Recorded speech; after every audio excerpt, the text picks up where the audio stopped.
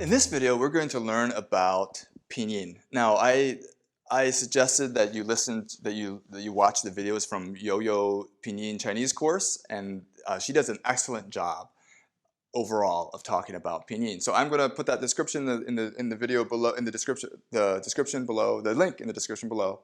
But today I'm going to very quickly. So you might not be able to follow all this if this is your first go at Chinese, but you can come back to this later and or watch it more than once. So I'm basically going to go over some Pinyin nuances and some things that have helped me learn Pinyin and really kind of get it, and kind of learn the nuances of it. Okay, so here we're going to go. First, I love Yo-Yo's Yo-Yo's course, but I have one basic criticism is that she basically skips over a bunch of initials. M, F, B, P, N, L, D, T, H, K, H, G, and K. And she says that all of them are just like English. And they are very similar to English, but I don't think it's quite true to say they're just like English.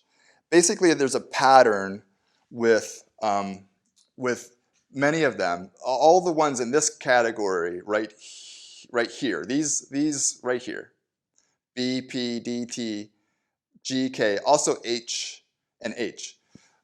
All of them it's true that each sound is a little bit crisper and stronger than its English counterpart. For example, the B, in English, we have a little bit of voiced action going on when we say boy, boy. In Chinese, that voice thing isn't happening, so it sounds a little crisper, like ba. It's like the English sound in SP, in like sport. That P sound is actually a crisp B, sport, and that's the sound that B is. The P has it's stronger and a bigger puff of air in Chinese. So in English we might say pot, in Chinese we'll say pa, bigger puff of air. That same idea carries through D and T, that's crisper than in the English D. A little bit of stronger, bigger puff. Same with the G, it's crisper, and the K, it has a stronger puff, like kao. Now the H, some people pronounce it just like, some Chinese speakers pronounce it just like the English H, but it's not uncommon to hear someone put a little bit of into it, like 很好. So that you will hear that, but it's not necessary. So you can say that's just like English if you want. Okay, so what I did here, this is a very helpful chart in my mind. And I divided these things, each of these columns, into sort of linguistic categories or mouth position categories. Okay, so here you notice M, F, B, P, they all have to do with your lips, basically. F is a little bit of an exception because you're actually using your teeth and bottom lip like that.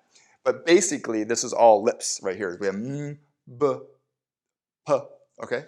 So N and L and D and T, your tongue is basically the same position with all of these sounds. You have la, da, ta, okay? And then na it's the same tongue position, but you're nasalizing the vowel part of it, or you're nasalizing the sound, excuse me, not the vowel. You're nasalizing the sound, so instead of l, it's m, but it's basically the same mouth position, same tongue. When I say mouth position, I'm talking about the tongue, your lips, the way you're holding your mouth. It's the same position. Okay, so all of these are the same position, different sounds, but the same position. And that's really important because it helps you to make sense of these different sounds. Some of these sounds to our English ears or Romanized ears or whatever sound very similar. And by dividing them into these different mouth positions, you can learn to kind of differentiate some of those sounds. They are somewhat similar, but they're not the same because one is this mouth position, one is that mouth position. Okay, so let's do this. Oh, this vowel at the top here, what that is, it's the vowel that Chinese people use to practice these initials. It's the final that Chinese people use to practice these initials when they're just sort of practicing them. It's sort of kind of the default final for that initial, okay? So here we have more, for, they're both, so now here horizontally, we'll see another pattern. Up here, there's no puff of air. It's just kind of making the sound without moving. It's kind of like just moving air. You might be using your voice box, you might not be, but you're just moving air through your mouth. Here we have a little little small movement that creates a blockage of air and then a puff, but it's a light puff. And then down here, it's the same movement, but it's a big, strong, aspirated puff. And so here you will see that. So here we have more, for. So it's just air. More, for, okay. Here we have po, so little puff of air, po, big puff of air, po, great. Here we have la, we're just moving air. Here we have a little puff of air, t. One thing I wanted to mention parenthetically, when Chinese people practice sounds, for the sake of practicing sounds, they always practice it in first tone. So that's what you're gonna hear me do. I'm always practicing it, and you should get used to that. You know, don't be like da, ta, na, you know, be da, ta, na, that kind of thing. So na, da, ta. Here we have he, ge, ke. So they are similar to English, but not exactly the same. Now we go into this other category. How do we learn these sounds that are so foreign to us? X, xi, ji, chi. It's like this.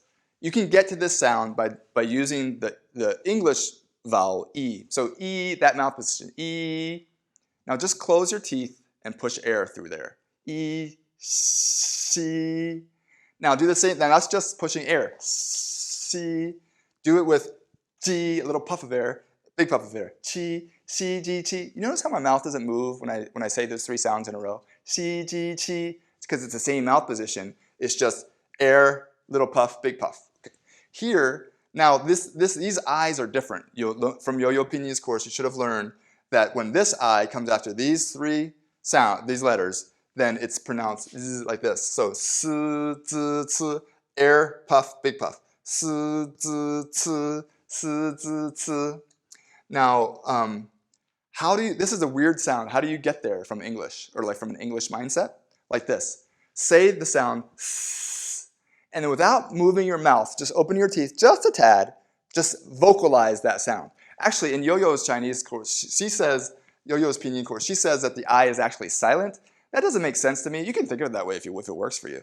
But for me, it's better to think of it as the voiced counterpart of the S. So you have s, then the same position, z, c, s, z, c. Same concept applies here. We have an SH, and the I is just, now the SH, the mouth position is slightly different from English. So it's like a little bit more raised up and your tongue curled a little bit more back. So I won't go into all of that, but basically if you learn that position, and it is similar to the English SH, but just a tad different, then the I sound that comes after it is just the voice counterpart of that sound. So sh, I didn't move my mouth at all. Sh, I just voiced it.